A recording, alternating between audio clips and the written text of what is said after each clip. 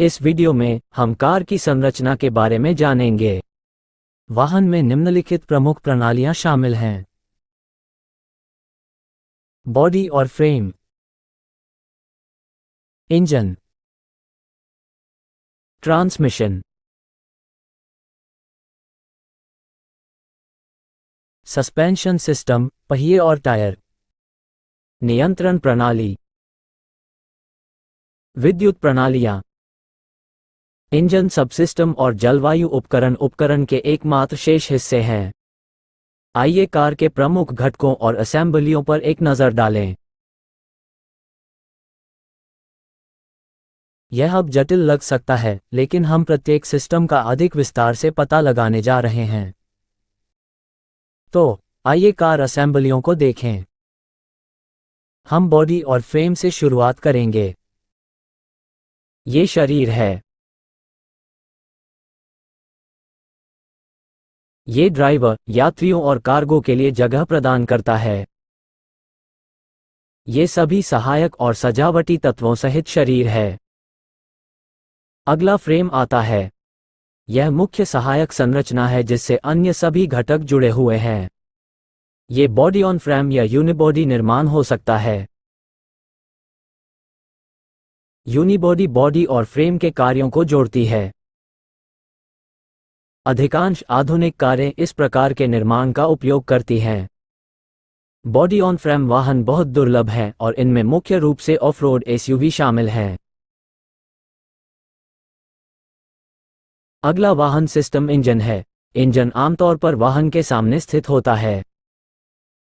Engine ऊर्जा के एक रूप को यांत्रिक ऊर्जा में परिवर्तित करता है, जिसका उपयोग कार को चलाने के लिए किया जाता है। आंतरिक दहन इंजन (आईसीई) ऑटोमोबाइल में सबसे अधिक इस्तेमाल किया जाने वाला इंजन प्रकार है। ऐसे इंजन गैसोलीन, डीजल ईंधन की दहन ऊर्जा पर निर्भर करते हैं, या दुर्लभ मामलों में किसी अन्य प्रकार का ईंधन। इलेक्ट्रिक और हाइब्रिड मोटरें भी तेजी से लोकप्रिय हो रही हैं।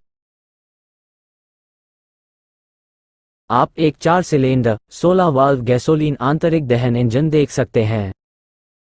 इस इंजन के संचालन चक्र में 4 स्ट्रोक होते हैं।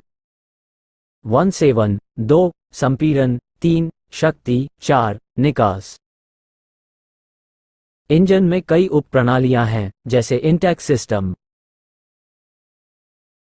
निकास प्रणाली, ईंधन आपूर्ति प्रणाली, शीतलन प्रणाली और अन्य।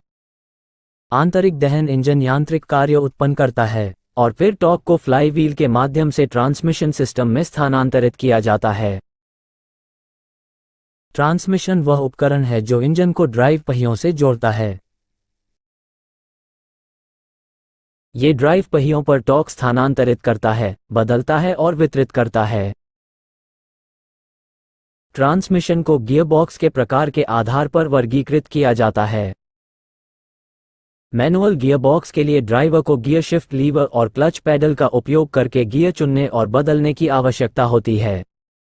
स्वचालित गियरबॉक्स के मामले में आगे की ओर यात्रा करने के लिए ड्राइवर को केवल चयनकर्ता को ड्राइव मोड में स्थानांतरित करना होगा। आगे गियर परिवर्तन नहीं होता। ट्रांसमिशन सिस्टम के बीच व्हील ड्राइव का प्रकार एक और महत्वपूर्ण अंतर है। अब आप फ्रंट व्हील ड्राइव वाला वाहन देख सकते हैं। व्हील ड्राइव के प्रकार के आधार पर ट्रांसमिशन में विभिन्न प्रकार की संरचनाएं हो सकती हैं। Front wheel drive manual transmission में निम्नलिखित घटक शामिल होते हैं। क्लच, मैनुअल गियरबॉक्स, अंतिम ड्राइव और डिफरेंशियल और axle shaft. Clutch, final drive और डिफरेंशियल सभी गियरबॉक्स के समान आवास में समाहित हैं। अब हम देख सकते हैं कि इंजन और ट्रांसमिशन कैसे परस्पर क्रिया करते हैं। इंजन और ट्रांसमिशन सिस्टम के संयोजन को पावरट्रेन कहा जाता है। रियर व्हील ड्राइव एक अन्य प्रकार का व्हील ड्राइव है। ऐसे ट्रांसमिशन में प्रोपेलर शाफ्ट भी शामिल होता है। अंतिम ड्राइव और डिफरेंशियल गियरबॉक्स हाउसिंग के बाहर ड्राइव एक्सल पर स्थित हैं। और यह एक ऑल व्हील ड्राइव ट्रांसमिशन है। इस मामले में दोनों एक्सल को टॉर्क की आपूर्ति की जाती है पूर्णकालिक या मांग पर। इसके घटकों में एक ट्रांसफर केस भी शामिल है जिसे गियरबॉक्स के समान आवास में स्थापित किया जा सकता है। डिफरेंशियल, फाइनल ड्राइव और प्रोपेलर शाफ्ट को ड्राइविंग एक्सल पर डुप्लीकेट किया गया है।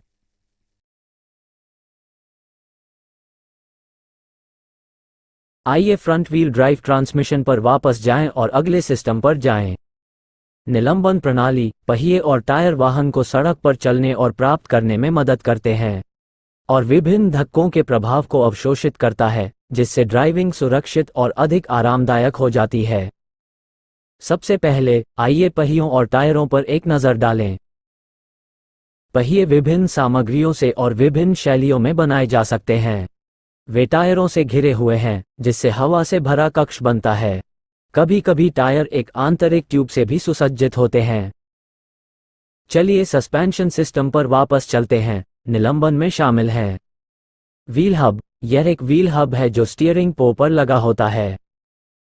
वसंत, हमारे मामले में एक कॉइल स्प्रिंग। सस्पेंशन लिंक, हथियार और बीम। इस प्रकार के सस्पेंशन में एक आर्म कंट्रोल और एक शॉक एब्जॉर्बर होता है जो सस्पेंशन आर्म का एक अतिरिक्त कार्य करता है। एंटी रोल बार, सबफ्रेम और झाड़ियां। सस्पेंशन सिस्टम का अगला भाग मैकफरसन स्ट्रट्स का उपयोग करता है जो कार निर्माताओं के बीच बहुत लोकप्रिय हैं। रियर एक्सल पर हम टोरसन बार के साथ एक अर्ध स्वतंत्र सस्पेंशन देख सकते हैं। अगला, कार नियंत्रण प्रणाली। वे सम्मिलित करते हैं स्टीयरिंग सिस्टम, ब्रेकिंग सिस्टम। इस अनुभाग में इंजन और ट्रांसमिशन नियंत्रण की समीक्षा करना भी उचित होगा।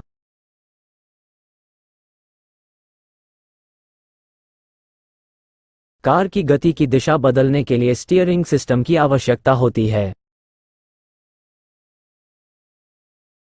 कार को धीमा करने और रोकने के लिए ब्रेकिंग सिस्टम की आवश्यकता होती है। साथ ही इसे यथास्थान रखना है।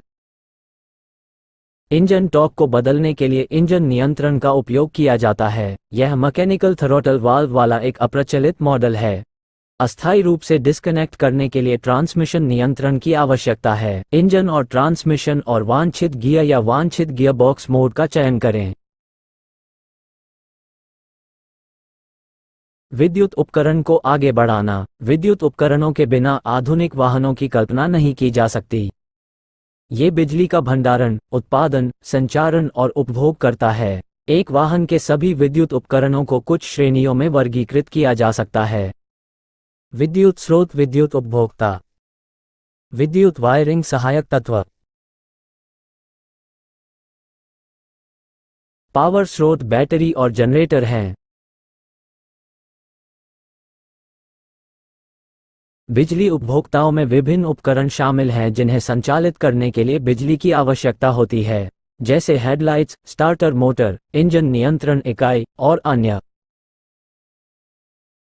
विद्युत वायरिंग विद्युत प्रणाली के विभिन्न घटकों को जोड़ती है।